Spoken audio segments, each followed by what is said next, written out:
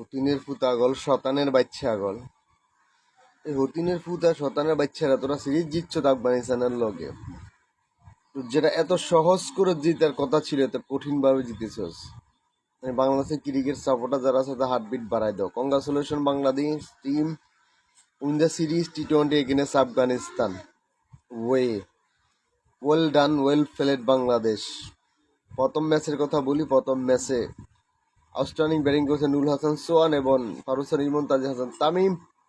শেষ ম্যাচে যারা জ্বলে উঠতে পারে নাই, জাকির আলী এবং শামীম পাটোয়ারি তাদের ব্যাটে কথা বলেছে এবং নুরুল হাসান সোহানের শরীফুল ইসলাম দ্য হিরো তার ব্যাটে কথা বলছে। চমৎকার আউটস্ট্যান্ডিং বাংলাদেশ। এবং একটা ম্যাচ বাকি থাকতে সিরিজটি জিতে নিয়েছে বাংলাদেশ। চমৎকার খেলেছেন এবং কোনো পাত্তা পেলেন না আফগানিস্তানের বলাররা বাংলাদেশের ব্যাটসম্যানদের কাছে। এই জন্য ভুলি একটা কথা যে অহংকার করিস না, অহংকার পতনের মূল।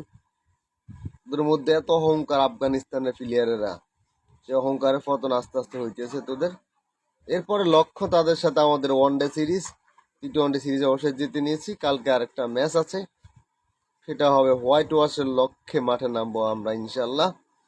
কারণ বাংলাদেশ প্রথমবারের মতো আফগানিস্তানকে হোয়াইট ওয়াশ করার সুযোগ থাকবে সামনে, দেখা যাক সেটা কাজে লাগাতে পারে কিনা বাংলাদেশ।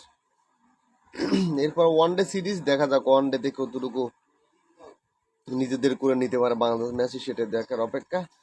তারপর এই সিরিজটা জুড়ে, এই টুর্নামেন্টটা জুড়ে অবশ্যই সিরিজটা জিতে বাংলাদেশ, এটা নিয়ে অবশ্যই আপনারা বলবেন কিছু, আপনাদের মূল্যবান মতামত অবশ্যই কমেন্টের মাধ্যমে জানাবেন। Congratulation Bangladesh, obviously excellent work Bangladesh.